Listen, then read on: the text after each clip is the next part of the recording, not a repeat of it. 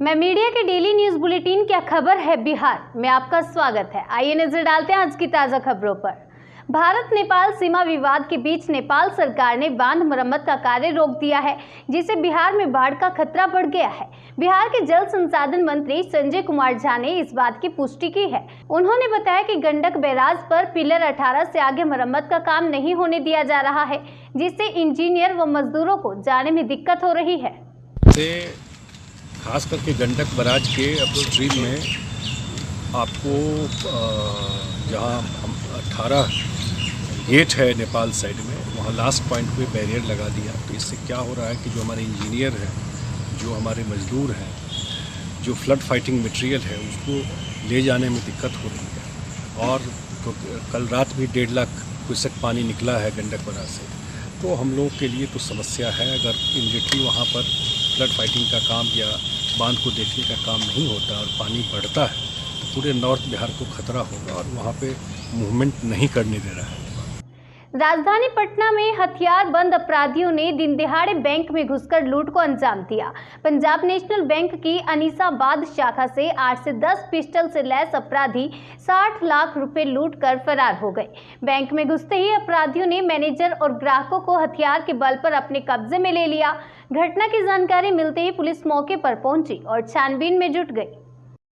अभी 10 मिनट पहले जैसे कि 8-10 की संख्या में आया, सब बैंक में घुस गया, सबके हाथ में काटा था और सब गार्ड वगैरह को भी सटा दिया, मार देने गोली। बाकी जो ग्राहक था उससे भी कुछ छीन छान किया, बाकी सबको बैठा दिया।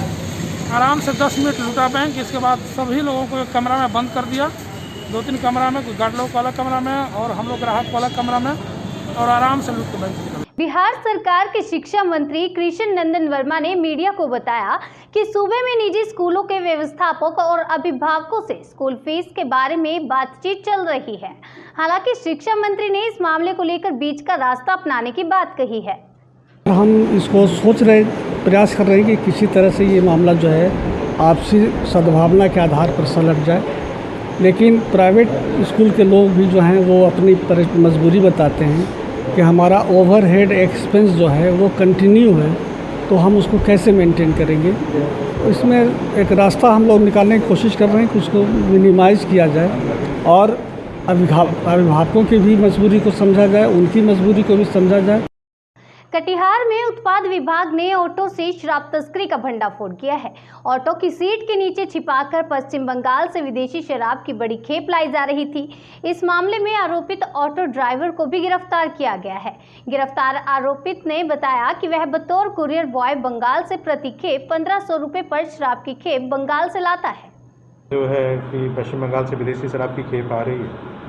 इस आलोक में उत्पाद पदाधिकारी के नेतृत्व में एक टीम बना करके गठित करके भेजी गई थी, जहां प्राणपुर ओवर ब्रिज के निकट पश्चिम बंगाल से एक 3 व्हीलर ऑटो आ रहा था, जिसे चेक किया गया तो विदेशी शराब की कुल 133 बोतल बरामद हुई है। बिहार के सहरसा जिले में एक चौकीदार ने पुलिस की गश्ती दल पर अपने बेटे से 50,000 से ज्यादा रुपए छीनने का आरोप लगाया है।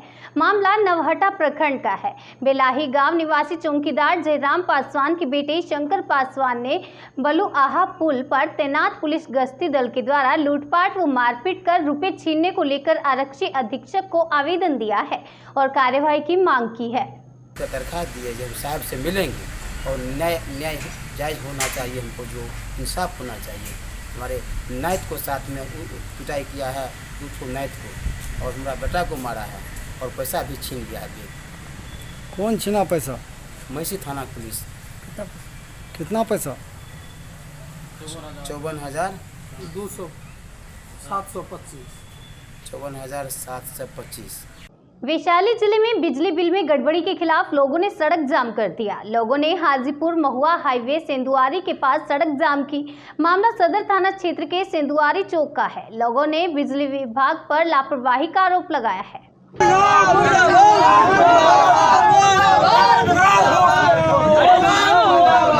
आज से हम लोग को करीब 6 महीना पहले मतलब इस गांव में 30 आदमी 40 आदमी का मीटर शॉर्ट सर्किट से उड़ गया।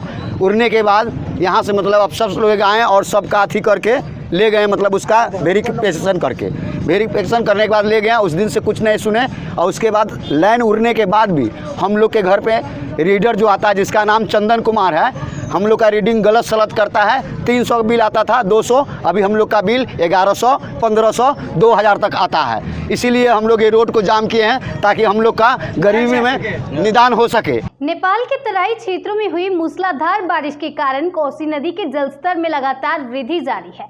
इससे मधेपुर प्रखंड के गढ़गांव, भवानीपुर, बक्सा टोल, लुचबनी, पिरियाही, मेनाही, भवानीपुर, गोबरगढ़ा, सलहेशपुर एवं बसी पट्टी गांव के निचले हिस्सों में बाढ़ का पानी फैल गया है। बाढ़ के पानी में सैकड़ों एकड़ में लगी मूंग की फसल डूब चुकी है, जिससे स्थानीय किसान काफी मायूस हैं। आधा दर्जन गांव चारों ओर से पानी से घिर चुके हैं। घर से बाहर निकलने का एकमात्र साधन नाव ही है। नदी के कटाव स्थल के मुहाने पर बसे लोग अपने घरों को तोड़कर सुरक्षित जगह की ओर जाने की तैयारी में जुट गए हैं। 3 से 4 रोज हो गया। तो अभी आप लोग गांव आते जाते कैसे? अभी जैसे अपना यहाँ पे निजी नाव है। और फसल जैसे मूंग की काफ़ी क्षति हुआ है। और कटिहार में नगर निगम के वर्तमान उपमेयर मंजूर खान और पूर्व महापौर विजय सिंह के बीच कुर्सी को लेकर चल रही रसाकसी में शहर का विकास पूरी तरह ठप हो गया है। कभी पूर्व महापौर के खिलाफ अविश्वास प्रस्ताव तो कभी वर्तमान उपमेयर के खिलाफ अविश्वास प्रस्ताव, और सियासत ने शहर के विकास की गति रोक दी है। 45 वार्ड और सालाना 425 करोड़ के बजट वाले इस नगर निगम में लगभग 2 सालों से आपसी राजनीतिक लड़ाई में विकास के मुद्दे पर बैठक हुई ही नहीं है, जिस कारण नगर क्षेत्र से जुड़ी 264 योजनाएं लंबित हैं। अब शहर में जलजमाव, गंदगी और विकास नहीं होने से आम लोगों के साथ साथ पार्षद भी काफी परेशान हैं। अरवल जिले में मिट्टी का मकान गिरने से मलबे में दबकर एक महिला की मौत हो गई। जानकारी के अनुसार 2 दिन से रुक कर हो रही बारिश से दीवार में नमी आ गई थी। घटना रामपुर चोरम थाना क्षेत्र के रसलपुर तीतरा गांव की है। किशनगंज जिले में सड़क पर मक्का सुखाने को लेकर रविवार को 2 पक्षों में जमकर मारपीट हुई। मामला कोड़ोबाड़ी थाना क्षेत्र के कुडेली गांव का है। घटना के मुताबिक सड़क पर मक्का सुखाया जा रहा था और उसी समय सड़क से एक ट्रैक्टर गुजर रहा था।